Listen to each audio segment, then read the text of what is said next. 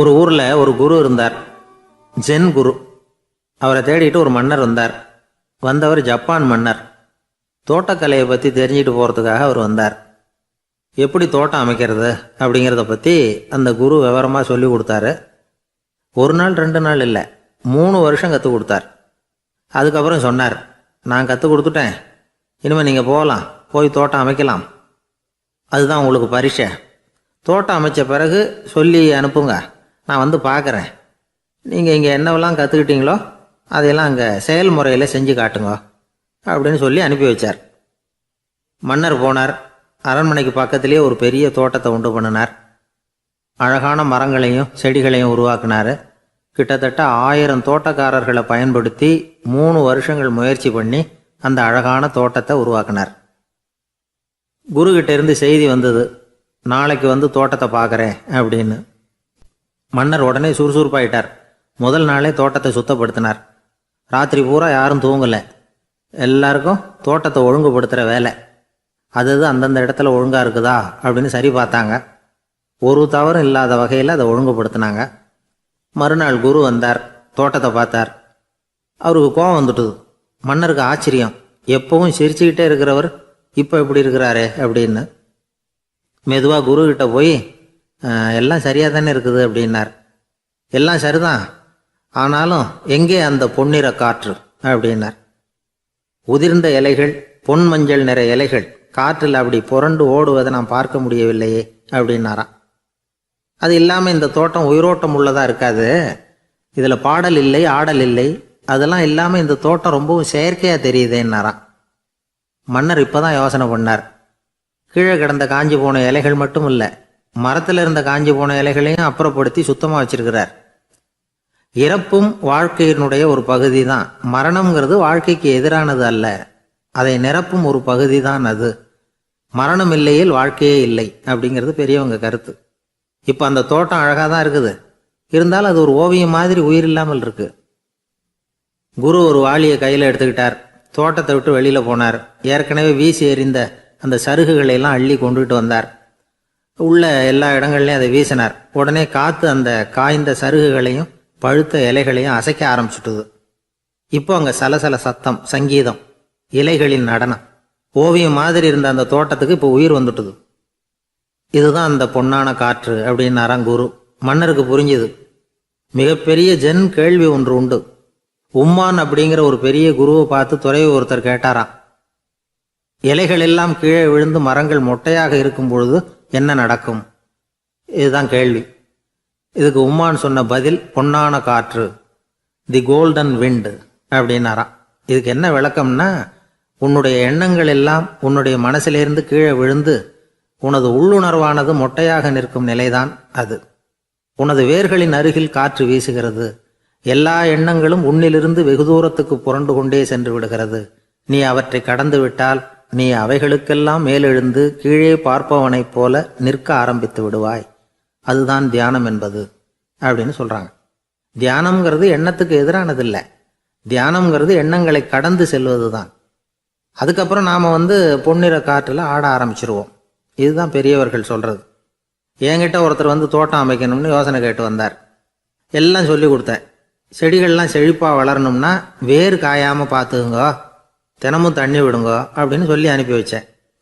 1 மாதம் கழிச்சு ஒரு தோட்டத்தை பார்க்கறதுக்காக போனேன். போய் பார்த்தா எல்லா செடியும் வாடி கிடக்குது.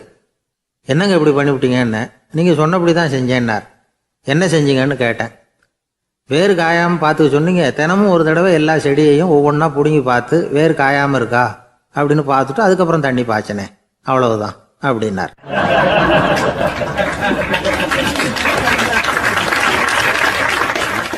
நம்மளை மாதிரி ஒரு ஆசாமி அவன் நம்மளை மாதிரியே கற்பனை பண்ணான். அதாவது நாம தான் இந்த உலகத்துல ரொம்பவும் கஷ்டப்படுறோம், மற்றவங்க எல்லாம் சந்தோஷமா இருக்கிறாங்க அப்படின்னு அவன் நினைச்சுக்கிட்டான். அவன் ஒரு நாள் கடவுளை வேண்டிக்கிட்டானா, சுவாமி, இந்த உலகத்துல எவ்வளவோ பேர் இருக்கிறாங்க, ஒவ்வொருத்தருக்கும் ஒவ்வொரு விதமான கஷ்டம் இருக்கலாம், ஒத்துக்கிறேன். இருந்தாலும் எனக்கு அது கொஞ்சம் அதிகமா இருக்கிறது மாதிரி தெரியுது. அதனால நீங்க எனக்காக ஒரு சின்ன உதவி செஞ்சா போதும். அது வேற ஒண்ணும் இல்லை, என்கிட்ட இருக்கிற துயரங்களை இன்னொருத்தர் யாருக்கிட்டையாவது கொடுத்துருங்க, அவர்கிட்ட இருக்கிற துயரங்களை என்கிட்ட மாத்தி கொடுத்துருங்க. ஒரு மியூச்சுவல் டிரான்ஸ்ஃபர், அவ்வளவுதான், அப்படி பண்ணிவிட்டா போதும் அப்படின்னு வேண்டிக்கிட்டானான். அன்னைக்கு ராத்திரியே அவன் ஒரு கனவு கண்டிருக்கான். வானத்திலிருந்து ஒரு குரல் கேட்டிருக்கு. அது என்ன சொல்லிச்சு தெரியுமா? ஏ ஜனங்களே, எல்லாரும் அவங்கவுங்க கஷ்டங்களை ஒரு பையில போட்டு எடுத்துக்குங்க. அப்படி எடுத்துக்கிட்டு நேரா இந்த ஊர் எல்லையில இருக்கிற கோயிலுக்கு வந்து சேருங்க அப்படின்னு அந்த குரல். ஆஹா, கடவுள் நம்ம பிரார்த்தனைக்கு செவி சாய்ச்சுட்டார் அப்படின்னு சந்தோஷப்பட்டான் இவன். உடனே என்ன பண்ணான்? தன்கிட்ட இருந்த கஷ்டத்தையெல்லாம் ஒரு சாக்கு பையில போட்டு எடுத்துக்கிட்டான். வீட்டை விட்டு வெளியில வந்தான். தெருவில் இறங்கி நடக்கிறான். அங்க பார்த்தா ஏகப்பட்ட பேர் ஆளுக்கு ஒரு பைய தூக்கிக்கிட்டு கோயிலுக்கு போயிட்டு இருக்கிறாங்க. சில பேர் மூட்டையா கட்டி தலையில சுமந்துக்கிட்டு போயிட்டு இருக்கிறாங்க. இவன் பார்த்தான். இவனுக்கு ரொம்ப ஆச்சரியமா இருந்தது. ஏன்னா எல்லாரும் வச்சிருக்கிற பைய இவன் பைய விட பெருசா இருந்தது. இவன் பை தான் இருக்கிறதுலயே கொஞ்சம் சின்னதா தெரிஞ்சது. இப்ப அவன் மறுபடியும் சாமியை வேண்டிக்கிட்டான். கடவுளே, இப்ப உள்ள சூழ்நிலையை கவனிச்சா என்கிட்ட இருக்கிற பைய பரவாயில்லன்னு தோணுது. அதனால வேற பை எதையும் மாத்த வேணாம், இதுவே பரவாயில்ல, இந்த பையோட திரும்பி வீட்டுக்கு போனா போதும்னு நினைக்கிறேன் அப்படின்னு எதோ நினைக்க ஆரம்பிச்சுட்டான் அவன். எல்லாரும் கோயிலுக்கு போய் சேர்ந்தாங்க. கோயில்ல அந்த குரல் மறுபடியும் கேட்டுது. எல்லாரும் அவங்கவுங்க பைகளை சோகத்துல தொங்க விடுங்க. திடீர்னு விளக்குகள் அணையும், மணி அடிக்கப்படும், அதுதான் அடையாளம். அந்த சமயத்துல இருட்டுல உங்களுக்கு வேண்டிய பைய நீங்க மாத்தி எடுத்துக்கலாம், தேர்ந்தெடுத்துக்கலாம். வெளிச்சம் இருக்கிறப்பவே உங்களுக்கு பிடிச்ச பைக்கு பக்கமா பார்த்து நீங்க நின்னுக்கலாம் அப்படின்னு சொல்லி விவரம் சொல்லிச்சான் அந்த குரல். அப்படி சொன்னதுக்கு அப்புறம் திடீர்னு விளக்கு அணைஞ்சுது, மணி அடிச்சுது. கொஞ்ச நேரம் கழிச்சு மறுபடியும் விளக்குகள்லாம் எரிஞ்சுது. இப்போ பார்த்தா எல்லாரும் அவங்கவுங்க பையையே கெட்டியா பிடிச்சிட்டு நிக்கிறாங்க. இவனும் அப்படியே நிக்கிறான். இவன் மெதுவா பக்கத்துல நிக்கிறவங்கிட்ட கேட்டானா, ஏன் நீங்க பைய கையிலேயே வச்சிருக்கிறீங்க, செவுத்துல மாட்டலையா அப்படின்னு கேட்டிருக்கான். இல்லப்பா, நீ ஏன் கையிலேயே வச்சிருக்கிறியோ அதே காரணத்துக்காக தான் நாங்களும் வச்சிருக்கிறோம். நம்ம கவலைகளை பத்தி நமக்கு ஓரளவுக்காவது தெரியும். ஆனா மற்றவங்க கவலைகள் நமக்கு பரிச்சயம் இல்லாதவை, பழக்கம் இல்லாதது. அதனால நமக்கு தெரிஞ்ச கவலைகளை சமாளிக்கிறது சுலபம். தெரியாததை சமாளிக்கணும்னா மறுபடியும் ஆரம்பத்தில இருந்து ஆரம்பிக்கணும். அதனால பழைய நண்பர்களோட வாழறது தான் மேல் அப்படின்னு நானான். அதுக்கப்புறம் அவன் தன்னோட பைய போதும்னு வீட்டுக்கு திரும்பி வந்துட்டானான். இது ஒரு பெரியவர் சொல்லி இருக்கிற கதை. அதனால நம்ம கிட்ட இருக்கிற கஷ்டங்கள் தான் பெருசு, அதை இன்னொருத்தங்கிட்ட கொடுத்துட்டு மாத்திக்கலாம் அப்படின்னு நினைக்கிறது தப்பு. இதே மாதிரி இன்னொரு சம்பவம்.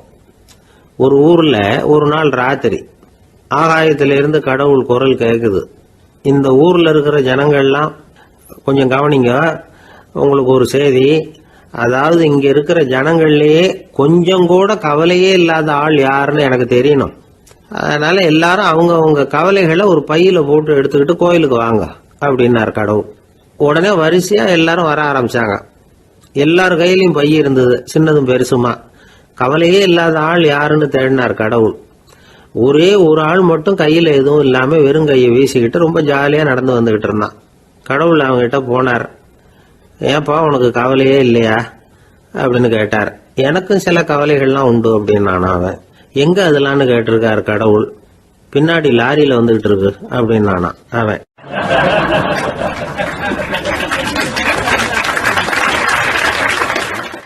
ஒரு ரயில் வேகமா போயிட்டு இருக்கு. அது ஒரு ரயில்வே ஸ்டேஷன்ல கொஞ்ச நேரம் நின்னுது. அப்போ அதுல ஒரு ஆள் ஏறினார். தலையில ஒரு மூட்டையை வச்சிருந்தார். மூட்டையை தலையில சுமந்துக்கிட்டே உள்ள வந்தாரு. மூட்டையை தலையில சுமந்துக்கிட்டே ஒரு இடத்துல உட்கார்ந்தார். ரயில் மறுபடியும் புறப்பட்டது. இவர் தன் தலையில இருந்த மூட்டையை கீழே இறக்கி வைக்கணும்ல, வைக்கல, சுமந்துக்கிட்டே வர்றார். எதிரில் உட்காந்துருந்தவர் கேட்டார், ஏங்க ஏன் இப்படியே உட்காந்துருக்குறீங்க தலையில மூட்டையை வச்சுக்கிட்டு, மூட்டையை கீழே இறக்கி வைக்கலாமே அப்படின்னார். வேணாங்க, பாவம், தலையில இருக்கிற மூட்டையை இறக்கி ரயிலில் வச்சா ரயிலுக்கு பாரம் அதிகமாக இருக்கும் அப்படின்னார் அவரு. இப்படி ஒரு ஆளை பார்த்தா நமக்கு சிரிப்பு தான் வரும். ஏன்னா ரயிலுங்கிறது அந்த மூட்டையையும் சேர்த்து சுமந்துக்கிட்டு தான் போகுது. அவன் அந்த மூட்டையை தலையில வச்சிருந்தாலும் ஒண்ணுதான், தரையில வச்சிருந்தாலும் ஒண்ணுதான். அதனால ரயிலுக்கு எந்த மாற்றமும் ஏற்பட போறதில்லை. அதே மாதிரி தான் நம்ம மனமும். இதுவும் ஒரு தேவையில்லாத சுமை, அனாவசியமா சுமந்துக்கிட்டு இருக்கிறோம். இதை கீழே இறக்கி வச்சுட்டா வாழ்க்கை பிரயாணம் சுகமா இருக்கும். ரயில் பிரயாணம் பண்ற அந்த ஆள் மூட்டையை சுமக்கிறான், வாழ்க்கை பிரயாணம் பண்ற நாம மனசை சுமக்கிறோம். இது ரெண்டுக்கும் எந்த வித்தியாசமும் இல்லை. மனசை கீழே இறக்கி வச்சுட்டா பாரம் இல்லாமல் வாழலாம், பறவைகள் மாதிரி பறக்கலாம், குழந்தைகள் மாதிரி கள்ளங்கபடம் இல்லாமல் வாழலாம். இந்த வெளி உலகத்தில் நாம் நிலை பெற்று இருக்கணும், வேரூன்றி இருக்கணும். அதே சமயம் நம்முடைய உள்வெளியில் ஆன்மீக வாழ்க்கையில் பாரம் இல்லாமல் இருக்கணும். அப்போ பறக்கணும், நதியை போல் ஓடணும், மிதக்கணும், பயணம் சுகமாக இருக்கும், களைப்பு தெரியாது, கவலை தெரியாது. ஒரு சீடன் போதி தர்மரை நாடி வந்தான். குருவே, நீங்கள் என்ன வெறுமையாக இருக்க சொன்னீங்க, நான் இப்போ மறுபடியும் வெறுமையானவன் ஆகிட்டேன், அதனால் இப்போ என்ன செய்ய சொல்கிறீங்க என்ன அப்படின்னு சொல்லி நின்னான். உடனே அந்த குரு பக்கத்தில் இருந்த ஒரு குச்சியை எடுத்து அவன் தலையில் அடித்து, போய் அந்த வெற்றுத்தன்மையையும் வீசி எறிந்து விட்டு வா அப்படின்னார். நான் இப்போ காலியாக இருக்கிறேன்னு ஒருத்தன் சொல்கிறான்னு வச்சுங்க, அது உண்மை இல்லை. ஏன்னா இன்னமும் அதில் நான்கிற எண்ணம் இருக்குது. எந்த சிந்தனையும் இல்லாமல் இருக்கிறது கடினம்தான். ஆனாலும் மனிதன் அதில் உள்ள நுட்பத்தை புரிஞ்சுக்கிட்டான்னா இவ்வளவு தூரம் தூக்கி சுமந்துக்கிட்டு வந்த அந்த மனதின் முட்டாள்தனத்தை அவனே பார்த்துட்டு சிரிப்பான். இதுதான் பெரியவங்க சொல்லியிருக்கிற ஆலோசனை. நம்மால் ஒருத்தன் தலையில் ஒரு பெரிய மூங்கில் கூடையோடு ரயிலில் உட்கார்ந்தான். கூடை தலையில் இருந்தது, கீழே இறக்கி வைக்கல. எதிரில் இருந்தவர் கேட்டார், ஏங்க எதுக்காக அதை அனாவசியமாக சுமந்துக்கிட்டே இருக்கீங்க, கீழே இறக்கி வைங்களேன்னார். இல்லைங்க, நான் வீட்டை விட்டு புறப்படும் பொழுதே என் பையன் சொல்லிவிட்டான் கூடையை தலையை விட்டு இறக்கக்கூடாதுன்னு அப்படின்னார். அவன் சின்ன பையன், விவரம் இல்லாமல் சொல்லியிருப்பான். இப்போ என்ன நேரில் வந்தால் பார்த்துக்கிட்டு இருக்கிறான், நீங்கள் இறக்கி வைங்கன்னார் அவர். அவன் நேரில் பார்த்துக்கிட்டு இல்லை, இருந்தாலும் நான் இந்த கூடையை கீழே இறக்கி வச்சா அது அவனுக்கு தெரிஞ்சிடும் அப்படின்னாரு இவர். அது எப்படின்னார் அவர்.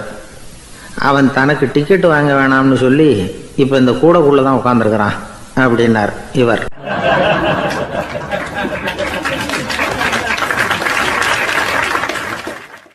ஒரு ஊரில் ஒரு இளைஞன் இருந்தான். ஒரு நாள் அவன் ஒரு குருவை தேடிக்கிட்டு புறப்பட்டான். ஊரை விட்டு வெளியில் போனான். போகிற வழியில் ஒரு காடு. அந்த காட்டில் ஒரு மரத்தடியில் ஒரு பெரியவர் உட்காந்துருக்கிறார். அமைதியாக மௌனமாக அவர் அமர்ந்திருக்கிறார். இந்த பெரியவரை விசாரிக்கலாம், குருவை தேடி கண்டுபிடிக்கிறதுக்கு இவர் ஏதாவது ஒரு வழி சொல்லி கொடுப்பார் அப்படின்னு நினச்சிக்கிட்டு அவரை நெருங்கினான். ஐயா, எனக்கு ஒரு குரு தேவை, எங்கே கிடைப்பார், அவரை எப்படி அடையாளம் கண்டுபிடிக்கிறது, அதை பற்றி ஏதாவது விவரம் சொன்னீங்கன்னா நான் கண்டுபிடிச்சிக்குவேன் அப்படின்ட்டுருக்கான். பெரியவர் நிமிர்ந்து பார்த்தார். தம்பி, அது ரொம்ப சுலபம். அவர் வயசானவராக இருப்பார், என்னை விட சுமார் 30 வயசு அதிகமாக இருக்கும். அவர் ஒரு மரத்தடியில் தான் உட்காந்துருப்பார் அப்படின்ட்டுருக்கான். சரிங்க பெரியவரே, அது என்ன மாதிரியான மரம், எப்படி இருக்கும் அப்படின்னு கேட்டிருக்கான். பெரியவர் அந்த விவரங்களையும் சொல்லியிருக்கிறாரு. அது மட்டும் இல்லை, சந்திக்கிற நாள், நேரம், வினாடி முதற்கொண்டு எல்லா விவரங்களையும் துல்லியமாக சொன்னாராம். இவ்வளவு விவரங்களை இவரால் எப்படி சொல்ல முடியுது அப்படின்னு இவனுக்கு ஆச்சரியம். இருந்தாலும் அந்த பெரியவர் கடைசியாக ஒரு விவரம் சொன்னார். அது என்ன தெரியுமா, எப்படியும் நீ அவரை சந்திக்கிறதுக்கு ஒரு 30 வருஷம் ஆகும் அப்படின்னு சொல்லிவிட்டாரான். ரொம்ப நன்றிங்க பெரியவரே அப்படின்னு சொல்லிவிட்டு அந்த இளைஞன் புறப்பட்டுருக்கான். இப்போ அவனுக்கு குரு பற்றின விவரம் எல்லாம் கிடச்சிட்டுது, சந்திக்கிற நேரமும் தெரிஞ்சுட்டுது. ஆனால் 30 வருஷம் அவரை தேடி அலைய வேண்டியிருக்குமே. அவன் தேட ஆரம்பித்தான். காடு மலை எல்லாம் சுற்றி அலைஞ்சான். பல வருஷங்கள் தேடினான், அழுத்து போயிட்டான். கடைசியில் அவனுக்கும் வயசாகிட்டுது. கடைசியில் தன்னுடைய சொந்த ஊருக்கே திரும்பி போய்கிட்டு இருந்தான். அங்கே ஒரு மரத்தடியில் அவன் தேடிக்கிட்டு இருந்த குருநாதர் கிடைச்சார். யார் அவருன்னா, 30 வருஷத்துக்கு முன்னாடி வழி சொல்லி கொடுத்தாரில்ல அதே பெரியவர். அவருக்கு இப்போ 30 வயசு அதிகமாக இருந்தது. அதே மரம். அன்னைக்கு பெரியவர் சொன்ன அடையாளம் இப்போ பொருத்தமாக இருந்தது. இப்போ அந்த பெரியவர் சொன்னார், சரியாக வந்து சேர்ந்துட்டேன், வா, உனக்காக தான் நான் இவ்வளவு காலமும் காத்துக்கிட்டு இருந்தேன் அப்படின்னாரான். என்ன சொல்கிறீங்கன்றிருக்கான். 30 வருஷத்துக்கு முன்னாடி என்கிட்ட வந்தியே, அப்போவே என் காலம் முடிஞ்சு போயிருந்தது. அப்போவே என்ன உனக்கு அடையாளம் தெரியல, அதனால் இவ்வளவு காலம் உனக்காக காத்துட்ருக்கும்படி ஆகிட்டுது அப்படின்னாராம். ஐயா, அப்போவே நீங்கள் சொல்லியிருக்கலாமே, இதுதான் 30 வருஷம் கழித்து நீ சந்திக்க போகிற இடம், நான் தான் உன்னுடைய குரு அப்படின்னு சொல்லியிருக்கலாமே அப்படின்ட்டுருக்கான். அந்த பெரியவர் சிரிச்சுக்கிட்டே இதுக்கு பதில் சொன்னாராம். நான் எவ்வளவோ விவரமாக தான் சொன்னேன், நீ சரியாக புரிஞ்சிக்கல. காரணம், அப்போது நீ போதுமான அளவுக்கு பக்குவம் பெற்றிருக்கவில்லை, அதனால் புரியும் சக்தி இல்லாமல் போயிட்டுது. அப்போது 30 ஆண்டு காலம் நீ அலைஞ்சி தெரிஞ்சிருக்கிற, அது காரணமாக இப்போ உனக்கு அந்த பக்குவம் வந்துட்டுது. அதனால தான் அடையாளம் காண முடிஞ்சது, நானே உன்னுடைய குரு அப்படின்னாராம். இதிலேருந்து என்ன தெரியுதுன்னா, ஆன்மீகத்தில் மாணவனாக சேர்றதுக்கு கூட ஒரு பக்குவத்தன்மை தேவைப்படுது.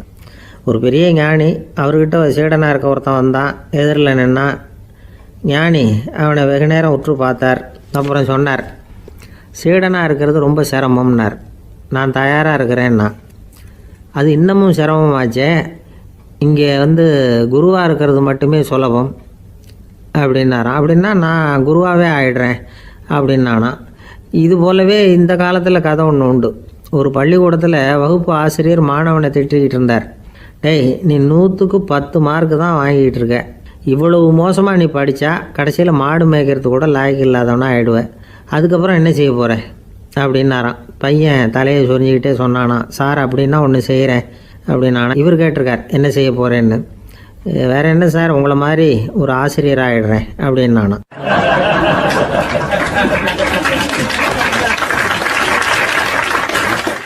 துருக்மேனியாவில் அஷ்காபாத் அப்படின்னு ஒரு நகரத்தில் ஒரு புவியியல் விஞ்ஞானி இருந்தார். அவர் ஒரு நாய்க்குட்டி வளர்த்தார். ஒரு நாள் முன்னிரவு நேரம் ஒரு மேஜைக்கு முன்னாடி உட்காந்து அந்த விஞ்ஞானி ஏதோ கணக்கு போட்டுக்கிட்டு இருக்கிறார். அவருக்கு ஒரு சின்ன பெண் குழந்தை, அது தொட்டிலில் தூங்கிட்டு இருக்குது.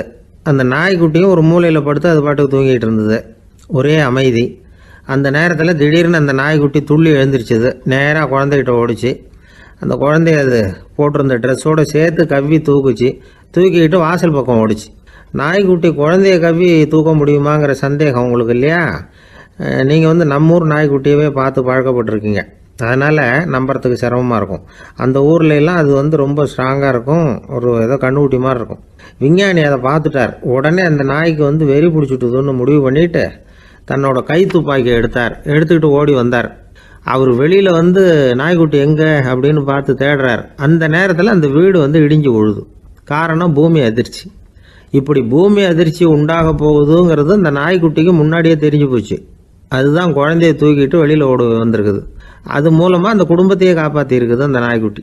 இந்த சம்பவம் நடக்கிறதுக்கு 3 நாளைக்கு முன்னாடியே சில பிராணிகளுக்கு இப்படி நடக்க போகுதுங்கிறது தெரிஞ்சிருக்குதான். ஆமாம், அந்த நகரத்தில் 3 நாளைக்கு முன்னாடியே பாம்பு, பல்லி இதெல்லாம் அது தங்கியிருந்த வலையை விட்டு வெளியில் ஓடி வந்துட்டுது. அதே மாதிரி அங்கே இருந்த புறாவெல்லாம் பறந்து போயிடுச்சான். இதே மாதிரி யுகோஸ்லோவியாவில் கூட ஒரு நகரம், அங்கே ஒரு நாள் ராத்திரி ஒரு மிருக காட்சி சாலையில் திடீர்னு ஒரு பெரிய கலவரம், கூச்சல், குழப்பம். அங்கே இருந்த கழுதை, புலி, யானை, பறவை எல்லாம் கண்ணாபின்னான்னு கத்த ஆரம்பிச்சுட்டுது. நேர் யானை அதுக்குன்னு போட்டிருந்த தடுப்பையே தாண்டி குதித்து வெளியில் வந்துட்டுதான். மறுநாள் தான் எல்லாருக்கும் விஷயம் புரிஞ்சுது. அடுத்த நாள் காலையில் அங்கே பூமி அதிர்ச்சி உண்டாயிட்டுது. இப்போ பாருங்க, அதாவது மனுஷனை போய் தீர்க்க தரிசி அது இதுன்னு சொல்லிகிட்டு இருக்கிறோம். இவனை விட அது பரவாயில்லைன்னு தோணுது. அதாவது மிருகங்கள் ஒன்று நடக்க போகுதுங்கிறத முன்னாடியே புரிஞ்சுக்குதே. சரி, இதெல்லாம் எப்படி அது முன்கூட்டி புரிஞ்சுக்குது? அதுதான் படைப்பு ரகசியம். அதை கண்டுபிடிக்கிறதுக்கு தான் மனுஷன் ஆராய்ச்சி பண்ணிகிட்டு இருக்கிறான். விஞ்ஞானிகளோட ஆராய்ச்சியெல்லாம் ஒரு பக்கம் இருக்கட்டும், வீட்டுக்குள்ளேயே சில ஆராய்ச்சி பண்ணி பாருங்களேன். இப்போ சில யோசனை சொல்லி அதை சோதனை பண்ணி பாருங்க அப்படின்னு ஒருத்தர் சொன்னாராம். அதாவது இப்போ மழை வருமா வராதா அப்படின்னு தெரிஞ்சுக்கணுமா, உடனே ஒரு பூனைக்குட்டி பின்னாடியே மெதுவாக போய் அது என்ன செய்யுதுன்னு கவனித்து பார்க்கணும். பூனைக்குட்டி தன்னோட பாதத்தினால சுகத்தில் அப்படி கீறிக்கிட்டு இருக்கும். அப்படி கீறினா கண்டிப்பாக மழை வரும். சில சமயம் பூனைக்குட்டி அப்படியே மல்லாந்து படுத்துக்கிட்டு பாதத்தை உயர தூக்கும், அப்படியும் புரளும். இப்படி செஞ்சதுன்னா அன்னைக்கும் மழை இருக்காது. அதனால் முன்னாடி இருந்தது மழை வர்றதுக்கு அறிகுறி, இது மழை இல்லைங்கிறதுக்கு அறிகுறி. பறவைகள், பிராணிகள் இதுகளோட நடவடிக்கைகளை பார்த்துட்டு அதையெல்லாம் அடிப்படையாக வச்சு தான் காலநிலையை கண்டுபிடிக்கிற கருவிகளை கண்டுபிடிச்சிருக்கிறாங்க. வாத்து இருக்குல்ல, சில சமயம் தன்னோட அழகை தன்னோட இறகுகளில் அப்படியே புதைச்சிக்கும். அப்படி செஞ்சால் குளிர்காலம் வரப்போகுதுன்னு அர்த்தம். பருவநிலை குளிராக மாறப்போகுதுங்கிறதுக்கு இதுதான் அறிகுறி. சிட்டுக்குருவி இருக்குதுல்ல, அதெல்லாம் புழுதியில் உழுந்து புரளும். சிறகுகளை படபடன்னு அடிச்சுக்கும். அப்படி செஞ்சால் மழை வரப்போகுதுன்னு அர்த்தம். ஒன்று மட்டும் நாம் நல்லா தெரிஞ்சுக்கணும், இயற்கையின் சீற்றம்னு சொல்கிறோம் இல்லையா, இயற்கை ஏன் நம்ம மேலே கோவப்படுது? இயற்கையை நாம் அனுசரித்து போகிறதில்ல, அதனால் கோவப்படுது. காடுகளை அழிக்கப்படாது, விலங்குகளை கொல்லக்கூடாது, இயற்கை ஏற்படுத்தி வச்சிருக்கிற சமநிலையை கெடுக்கக்கூடாது. அதை புரிஞ்சுக்கிட்டு வாழ்ந்தோம்னா பூமியும் நடுங்காது, நாமளும் நடுங்க வேண்டிய அவசியம் இருக்காது. ஒருத்தர் இருந்தார், சாராய கடைக்கு போனாராம், நிறைய சாப்பிட்டார். அப்புறம் சொன்னார், இது ரொம்ப அற்புதமான சரக்கு போல் இருக்குது. உள்ளே போன உடனே இந்த பூமியே நடுங்கிறது மாதிரி இருக்குது எனக்கு அப்படின்னாராம். இதுக்கு கடைக்காரர் சொல்லியிருக்கார், நீங்கள் சாப்பிட்டது வெறும் பச்சை தண்ணி தாங்க, இப்போ ஏற்பட்டிருக்கிறது நிஜம் பூமி அதிர்ச்சி அப்படின்னாராம்.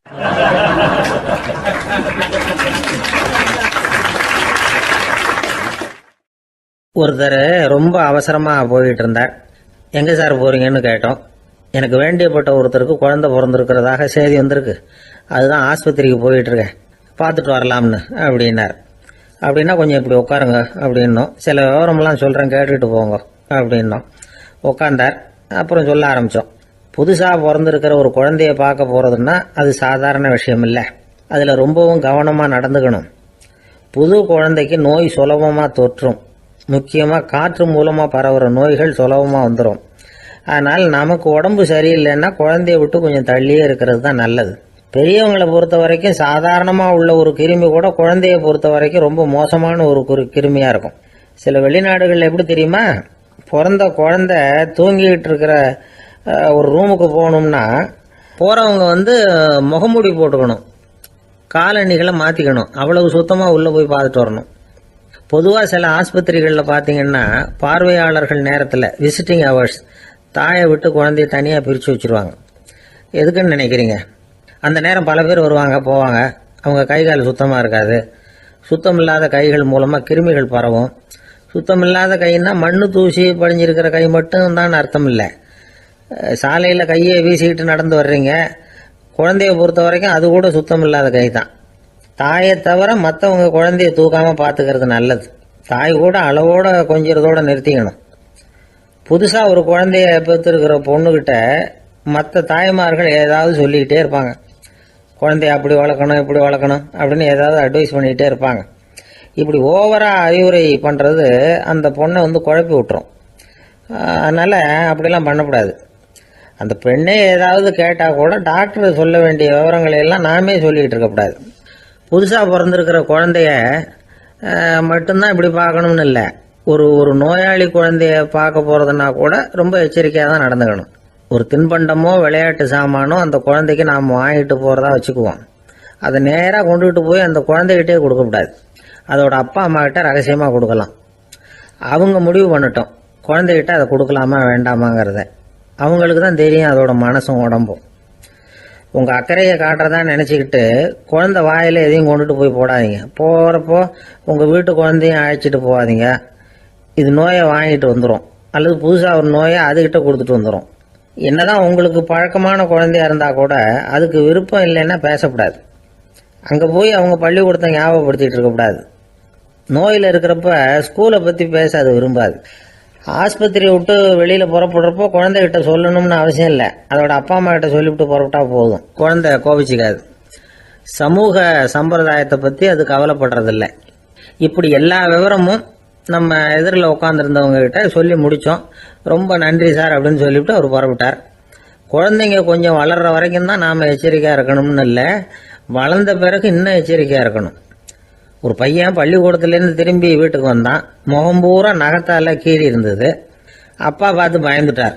யாருடா உன்னை இப்படி பண்ணது அப்படின்னாரு. என் கூட படிக்கிற இன்னொரு பையன். நாளைக்கு உன் கூட பள்ளிக்கூடத்துக்கு வர்றேன், நீ எனக்கு அவனை அடையாளம் காட்ட முடியுமான்னார். அது ரொம்ப சுலபம் நான் பையன். எப்படின்னார் அப்பா. அவன் காதில் ஒன்றை கையோடு எடுத்துகிட்டு வந்திருக்கிறேன், இதோ என் பையில தான் வச்சுருக்கேன் அப்படிங்கிறான் அந்த பையன்.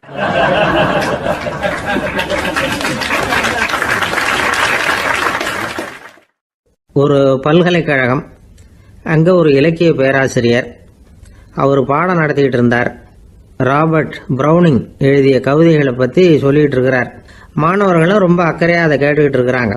ஒரு குறிப்பிட்ட கவிதையை பற்றி சொல்லும் பொழுது அந்த பேராசிரியருக்கே ஒரு சந்தேகம். அதாவது அந்த கவிதையின் சரியான அர்த்தம் என்னங்கிறதுல சந்தேகம். பேராசிரியர் யோசனை பண்ணார். அந்த கவிதையை முழுசாக புரிஞ்சிக்க முடியல. அதனால் மாணவர்களை பார்த்து சொன்னார், மாணவர்களே, ஒரு நாள் பொறுத்துங்க. இந்த கவிதையை எழுதின கவிஞர் எங்கள் வீட்டுக்கு பக்கத்தில் தான் இருக்கிறார். இன்னைக்கு சாயந்தரம் நான் அவரை நேரிலேயே போய் பார்க்குறேன். பார்த்து இதுக்கு என்னங்க அர்த்தம்னு கேட்டுட்டு வந்துடுறேன். அதுக்கப்புறம் உங்ககிட்ட சொல்கிறேன் அப்படின்னாராம். அன்னைக்கு சாயந்தரமே அந்த பேராசிரியர் கவிஞரை தேடிக்கிட்டு போயிட்டார். கவிஞர் அவங்க வீட்டில் அவர் பாட்டு உட்காந்துருந்தாராம். இவர் போய் அவர் முன்னாடி உட்காந்தார். அப்புறம் கேட்டார், ஐயா, அந்த கவிதையின் முழு பொருள் என்னன்னு தெரிஞ்சுட்டு போகிறதுக்காக வந்திருக்கிறேன் அப்படின்னாராம். எந்த கவிதை அப்படின்னாராம் அவர். இவர் அந்த கவிதையை சொல்லியிருக்கார். கவிஞர் கொஞ்சம் யோசனை பண்ணிவிட்டு அப்புறம் சொன்னாராம், பேராசிரியரே, நீங்கள் கொஞ்சம் தாமதமாக வந்துட்டீங்கன்னாராம். இவருக்கு ஒன்றும் புரியல. நீங்கள் என்ன சொல்கிறீங்க? நான் தாமதமாக வந்துட்டேன்னா? நீங்கள் தான் உயிரோடு இருக்கிறீங்களே, அப்படி இருக்கும்பொழுது நான் தாமதமாக வந்துட்டேன்னா அது எப்படி அப்படின்னு இவர் குழம்பி இருக்கிறார். இப்போ கவிஞர் சொன்னாராம், ஐயா, நான் உயிரோடு இருக்கிறேன்னா இல்லையாங்கிறது முக்கியம் இல்லை. நான் அந்த கவிதை வரிகளை எழுதினப்போ 2 பேருக்கு அதோட அர்த்தம் தெரிஞ்சிருந்தது. இப்போ ஒரே ஒருத்தருக்கு தான் அதோட அர்த்தம் தெரியும் அப்படின்னாராம். பேராசிரியர் யோசனை பண்ணியிருக்கார். அப்படின்னா அந்த ஒருத்தர் கவிஞர் ராபர்ட் ப்ரௌனிங்கை தவிர வேற யாரா இருக்க முடியும்? இவர் தான் அப்படிங்கிறத அவர் மனசுல நினைச்சுக்கிட்டார். அதனால சொன்னார், ஐயா நான் தாமதமா வரல, அந்த கவிதையின் பொருள் என்ன அது சொல்லுங்கன்னார். பேராசிரியரே, நான் சொல்றது உங்களுக்கு புரியலன்னு நினைக்கிறேன். நான் இந்த வரிகளை எழுதினப்போ 2 பேருக்கு அதோட அர்த்தம் தெரிஞ்சிருந்தது. அந்த 2 பேர் யாருன்னா, ஒருத்தர் ராபர்ட் ப்ரௌனிங், அதாவது நான், இன்னொருத்தர் கடவுள். இப்போ அது கடவுளுக்கு மட்டும்தான் தெரியும். நானே இதை பற்றி பல தடவை யோசனை பண்ணி பார்த்தேன். இது ரொம்ப அழகானது, ஆனாலும் ரொம்ப வழுக்கலானது. அதை பிடிச்சிட்டோம்னு நினச்சிக்கிட்டு இருக்கும் பொழுதே காற்று மாதிரி அது உங்ககிட்ட இருந்து ஓடி போயிடுது. எனக்கு ரொம்பவும் வருத்தமாக தான் இருக்குது. நிச்சயமாக நான் தான் இந்த வரிகளை எழுதியிருக்கிறேன். அதில் அர்த்தம் இருக்குங்கிறது எனக்கு தெரியும், அதை நான் உணர்றேன். ஆனால் நீங்கள் என்னை மன்னிக்கணும். எனக்கே கூட அதை என்னால் விளக்க முடியல. அப்படி இருக்கும் பொழுது உங்களுக்கு எப்படி அதை நான் விளக்க முடியும் அப்படின்னு அந்த கவிஞர். அனுபவிக்கப்படக்கூடிய எல்லாமே விளக்கப்படக்கூடிய ஒன்றல்ல, விளக்கப்படும் எல்லாமே அனுபவிக்கப்படக்கூடிய ஒன்றல்ல அப்படிங்கிறது ஞானிகளுடைய கருத்து. அதுக்காக தான் அந்த சம்பவம். வாழ்க்கையில் நீங்கள் தொடர்ந்து ஆய்வு செய்து கொண்டே இருக்கக்கூடிய விளக்கங்களை ஒருபோதும் அடைய முடியாத பரிமாணங்கள் இருக்கிறதுனால தான் அது அலுப்பு தட்டாமல் இருக்குது. உங்களால் நிறைய அனுபவிக்க முடியும், இருந்தாலும் நீங்கள் அனுபவித்து அறிந்த விஷயங்கள் கூட வார்த்தைகளால் விளக்கப்பட முடிவதில்லை அப்படிங்கிறது பெரியோர் சிந்தனை. இதெல்லாம் ஒரு பக்கம் இருக்கட்டும். நமக்கு தெரிஞ்ச பேராசிரியர் ஒருத்தர் 1 மணி நேரம் ரொம்ப விவரமா வகுப்பு எடுத்தார். கடைசியா சொன்னார், மாணவர்களே, ரொம்பவும் எளிமையா விளக்கமா எல்லா விவரமும் சொல்லியிருக்கிறேன். அதனால இதுல உங்களுக்கு சந்தேகம் வர்றதுக்கு வாய்ப்பே இல்லை. இருந்தாலும் கேட்க வேண்டிய கடமை கேட்கிறேன்.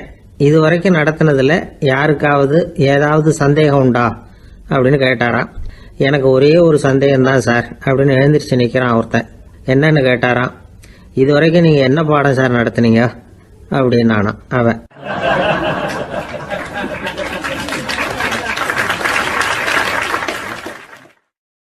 ஒருத்தர் ஒரு தவறு செஞ்சு விடுறாருன்னு வச்சுக்கோங்க.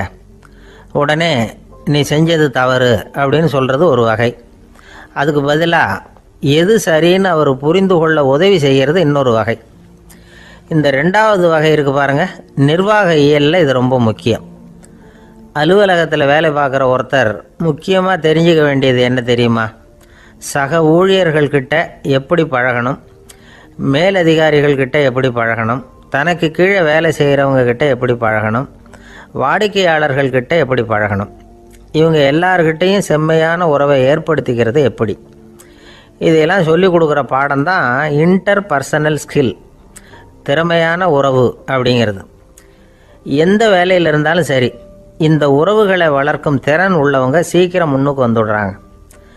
மற்றவங்க கிட்ட உறவை பலப்படுத்திக்கிறது எப்படி அப்படின்னு தெரிஞ்சுக்கிட்டோம்னா எந்த ஒரு தடையையும் சுலபமாக தாண்டி செய்கிற தொழிலில் முன்னுக்கு வந்துடலாம். ஹார்வர்டு பல்கலைக்கழகத்தில் ஒரு கணக்கெடுப்பு பண்ணி பார்த்தாங்களாம். பார்க்குற வேலையில் எது மாதிரி குணாதிசயம் உள்ளவங்க வேகமாக முன்னுக்கு வர்றாங்க அப்படின்னு தெரிஞ்சுக்கிறதுக்காக இந்த கணக்கெடுப்பு. வெவ்வேறு துறையில் வேகமாக முன்னுக்கு வந்திருக்கிற பல பேரை சந்தித்து இந்த சர்வேயை நடத்தியிருக்கிறாங்க. அவங்க கண்டுபிடிச்சி சொல்லியிருக்கிற உண்மை என்ன தெரியுமா? ஒருத்தர் ஒரு வேலையில் இருந்தால் அது சம்பந்தப்பட்ட சப்ஜெக்ட் பற்றிய அறிவு 35% இருந்தால் போதுமா. ஆனால் உறவுகளை வளர்க்கக்கூடிய திறன், இன்டர் பர்சனல் ஸ்கில்லு 65% வேணும். இப்படி உள்ளவங்க சீக்கிரம் முன்னுக்கு வந்துடுறாங்களாம். அதனால் ஒருத்தருக்கு வேலை சரியாக புரியலைன்னா கூட விவரமாக மற்றவங்கக்கிட்ட பழகிறது எப்படின்னு புரிஞ்சால் போதும், அவர் முன்னுக்கு வந்துடலாம். அலுவலகங்களில் மட்டும் இல்லை, எல்லா இடங்கள்லையும் இது ரொம்ப முக்கியம். வீட்டுக்குள்ளேயும் இது ரொம்ப முக்கியம், வீட்டுக்கு வெளியேயும் இது முக்கியம். அடுத்தவங்கக்கிட்ட பழகிறது எப்படிங்கிறத தெரிஞ்சிக்காதவன் வாழ்க்கையில் முன்னேற முடியாது. இன்றைக்கி ஆயுதங்களால் காயப்படுத்தி கொள்ளுகிறவர்களை விட வார்த்தைகளால் காயப்படுத்தி கொள்ளுகிறவர்கள் தான் அதிகம். பெரியவங்க என்ன சொல்கிறாங்க தெரியுமா? நீங்கள் இந்த பூமியில் பிறந்ததன் அர்த்தம் பூர்த்தி ஆகணும்னா அடுத்தவங்களுக்கு உதவி பண்ணுங்க. அடுத்தவங்களுக்கு உதவி செய்ய முடியாவிட்டால் கூட பரவாயில்லை, ஆனால் யாரையும் புண்படுத்தி விடாதீங்க அப்படின்னு சொல்கிறாங்க. எனக்கு தெரிஞ்ச ஒருத்தர் ஒரு அலுவலகத்தில் வேலை பார்க்குறார். அவர் சொல்லுவார், எனக்கு இந்த இன்டர் பர்சனல் ஸ்கில் ரொம்ப அதிகம் சார். சக ஊழியர்கள்கிட்ட ரொம்ப சுமூகமாக நடந்துக்குவேன். என் கூட வேலை பார்க்குற ஒருத்தருக்கு ஏதாவது ஒரு கஷ்டம்னா அந்த சமயத்தில் அவர் செய்ய வேண்டிய வேலையை நான் செஞ்சிருவேன் சார் அப்படிம்பார். நான் அவர்கிட்ட சமீபத்தில் அப்படி ஏதாவது செஞ்சுருக்கீங்களா அப்படின்னு கேட்டேன். செஞ்சுருக்கேன் சார். போன வாரம் புதன்கிழமை ஆஃபீஸில் என் பக்கத்து சீட்டுக்காரருக்கு வயிற்று வலி. உடனே நான் மெடிக்கல் லீவ் போட்டுவிட்டு எங்கள் வீட்டுக்கு போயிட்டேன் சார் அப்படின்னார்.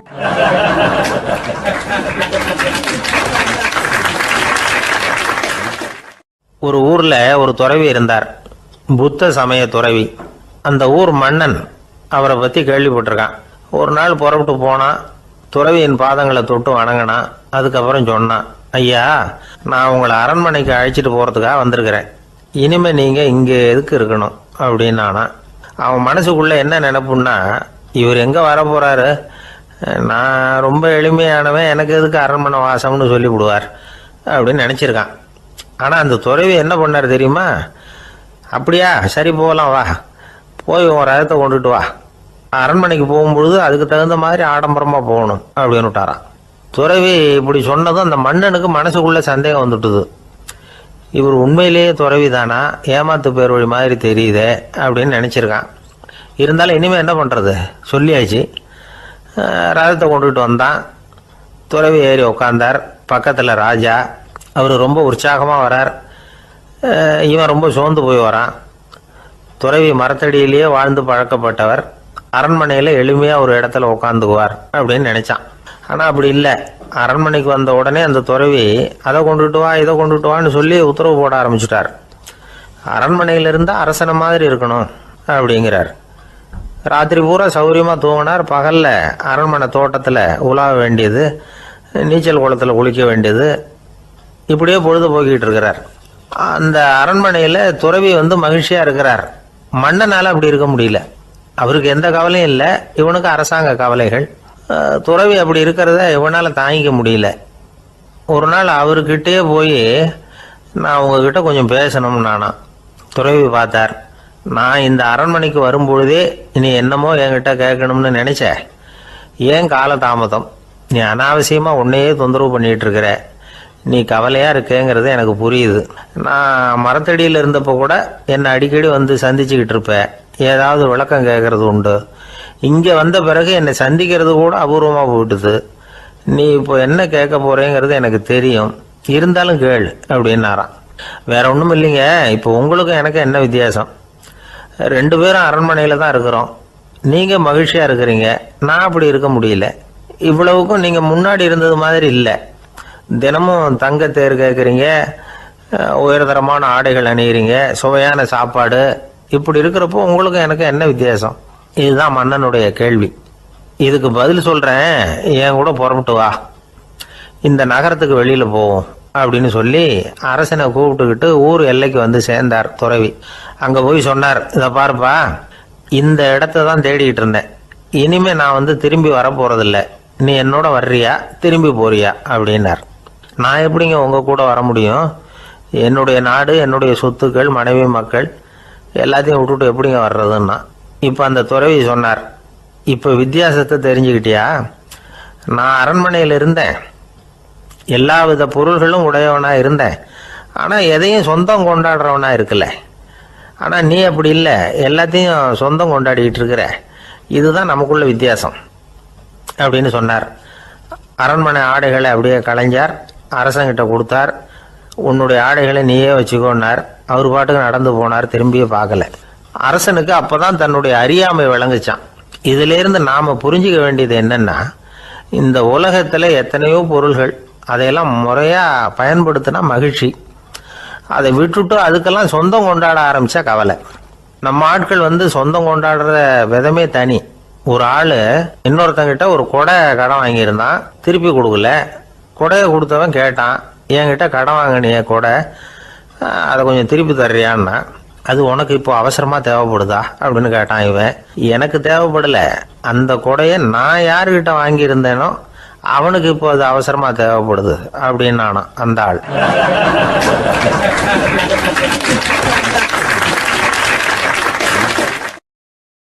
ஒரு சராசரி மனிதனுடைய இயல்பு என்ன?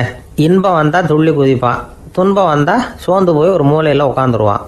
இவன் தான் சராசரி மனிதன். ஆனால் ஒருத்தன் இன்பம் வந்தால் அதுக்காக மகிழ்ச்சி அடையிறதில்ல, துன்பம் வந்தால் அதுக்காக சோர்ந்து போகிறதில்ல அப்படின்னு வச்சுக்கோங்க. அப்படி இருந்தால் அவன் சாதாரண ஆள் கிடையாது. ஒரு ஊரில் ஒரு ஞானி இருந்தார். அவரை தேடிட்டு ஒரு பெரியவர் வந்தார். ஐயா, ஞானத்தில் சிறந்த ஞானம் எது அப்படின்னு கேட்டாராம். இதுக்கு அந்த ஞானி என்ன பதில் சொன்னார் தெரியுமா? இன்பத்தினால மகிழ்ச்சி அடையாமலும் துன்பத்தினால சோர்வு அடையாமலும் இருக்கிறது தான் அந்த ஞானம், பெரிய ஞானம் அப்படின்னாராம். சரி சுவாமி, அப்படிப்பட்ட ஞானம் உங்களுக்கு எப்படி வந்ததுன்னு கேட்டிருக்காரு இவர். அதை நான் ஒரு கழுதைகிட்ட இருந்து கற்றுக்கிட்டேன் அப்படின்னாராம் அவர். இவருக்கு ஒன்றும் புரியல, ஒரு மாதிரியாக முழிச்சிருக்கிறார். இதை அவர் புரிஞ்சுக்கிட்டார். நீங்கள் நாளைக்கு காலையில் நம்முடைய ஆசிரமத்துக்கு வாங்க, புரிய வைக்கிறேன்னாராம். சரின்னு அவர் போயிட்டார். மறுநாள் காலையில் ஆசிரமத்துக்கு வந்து சேர்ந்தார். ஞானி அவரை கூப்பிட்டு உட்கார வச்சார்.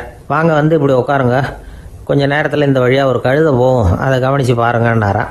இவருக்கு இன்னமும் ஒன்றும் புரியாமல் போச்சு, ஒரே குழப்பம். இருந்தாலும் அந்த ஞானி சொன்னது மாதிரியே உட்காந்துருக்கிறார். கொஞ்சம் நேரத்தில் அந்த வழியாக ஒரு கழுதை போச்சு. அது முதுக நிறைய அழுக்கு மூட்டைகள், அதை சுமந்துக்கிட்டு போகுது. ஒரு சலவை தொழிலாளி அதை ஓட்டிகிட்டு போகிறார். கொஞ்சம் தூரத்தில் ஒரு ஆறு இருக்குது. அங்கே போய் துணியெல்லாம் சுத்தப்படுத்திக்கிட்டு சாயந்தரமாக திரும்பி இந்த வழியாகவே வருவாங்க. ஞானி சொன்னது மாதிரியே இந்த பெரியவர் அழுக்கு மூட்டையை சுமந்துக்கிட்டு போகிற அந்த கழுதையை கவனித்தார். கழுதை போயிட்டுது. அதுக்கப்புறம் ஞானியை திரும்பி பார்த்தார். இப்போ அந்த ஞானி சொன்னார், சாயந்தரம் வரைக்கும் நீங்கள் இங்கேயே இருக்கணும்னார். அதே மாதிரி இவர் இருந்தார். சாயந்தரமாக அந்த ஞானி சொன்னார், ஐயா, இப்போ கொஞ்ச நேரத்தில் அந்த கழுதை இந்த வழியாக திரும்பி வரும், அதையும் கவனித்து பாருங்கன்னார். இவரும் கவனித்து பார்க்குறார். கழுதை வந்தது. அது முதுகில் சலவை செய்யப்பட்ட துணி மூட்டை, அது பாட்டுக்கு சுமந்துக்கிட்டு போய்கிட்டு இருக்குது. பெரியவருக்கு ஒன்றும் புரியல, பொறுமை இழந்துட்டார். சரி சுவாமி, இந்த கழுதைக்கும் உங்கள் ஞானத்துக்கும் என்ன சம்பந்தம் அப்படின்னார். இப்போ அந்த ஞானி விளக்கினார். ஐயா, இந்த கழுதை இதே மாதிரி தினமும் காலையில் அழுக்கு மூட்டைகளை சுமந்துக்கிட்டு ஆற்றுக்கு போகுது, மாலையில் வெண்மையான சுத்தமான துணிகளை சுமந்துக்கிட்டு திரும்பி ஊருக்கு போகுது. காலையில் இது போகும்பொழுது முதுகில் அழுக்கு மூட்டைகளை சுமந்துக்கிட்டு போகிறோமேங்கிற வருத்தமும் அதுக்கு கிடையாது. சாயந்தரம் திரும்பி வரும்பொழுது சுத்தமான துணிகளை சுமந்துக்கிட்டு வர்றோமேங்கிற மகிழ்ச்சியும் அதுக்கு இல்லை. இதை பார்த்து தான் நானும் அது மாதிரி ஞானத்தை கற்றுக்கிட்டேன் அப்படின்னாராம். அதனால் யார் கற்றுக் கொடுக்குறாங்க அப்படிங்கிறத விட எதை கற்றுக்கிறோம் அப்படிங்கிறது தான் முக்கியம். ஒரு சினிமா பார்க்குறோம், ஒரு அருவி கொட்டுறது மாதிரி காட்சி வருது, தண்ணீர் வழியுது. படம் முடிஞ்சதும் பார்த்தீங்கன்னா அந்த திரை என்ன நனைஞ்சு போயா இருக்கும். ஒரு தீப்பிடிச்சு எரியிற காட்சியே சினிமாவில் பார்க்குறீங்க, காட்சி முடிஞ்சதும் அந்த வெண் திரையே கருகி போயா இருக்கும். படத்தில் வர்ற தண்ணீரும் நெருப்பும் அந்த திரையை பாதிக்கிறது இல்லை. நாம் அந்த திரை மாதிரி இருக்கிறதுக்கு கற்றுக்கணுமா. அந்த பக்குவம் வந்துவிட்டதுன்னா இன்பமும் துன்பமும் நம்ம எதுவும் செய்யாது. ஒரு சினிமாவை பார்க்குற வரைக்கும் சிரிக்கலாம், அழலாம். பார்த்துட்டு வெளியில் வரும்பொழுது அழுதுகிட்டே வரக்கூடாது. ஒருத்தர் வந்தார், அப்படி படம் முடிஞ்சு வெளியில் வரும்பொழுது அருவி மாதிரி கண்ணீர் சிந்திக்கிட்டே வரார். ஏன் சார், படம் அவ்வளவு சோகமா அப்படின்னு கேட்டார். இன்னொருத்தர், இல்லை சார், கூட்டம் ரொம்ப குறைச்சல் சார், மொத்தம் படம் பார்க்க வந்தவங்களே 15 பேர் தான் சார் அப்படின்னார் கண்ணீரை தொடச்சிக்கிட்டே. அதுக்கு நீங்கள் ஏன் சார் அழறீங்கன்னு கேட்டார் அவர். இந்த படத்தோட தயாரிப்பாளரே நான் தான் சார் அப்படின்னாரா இவர்.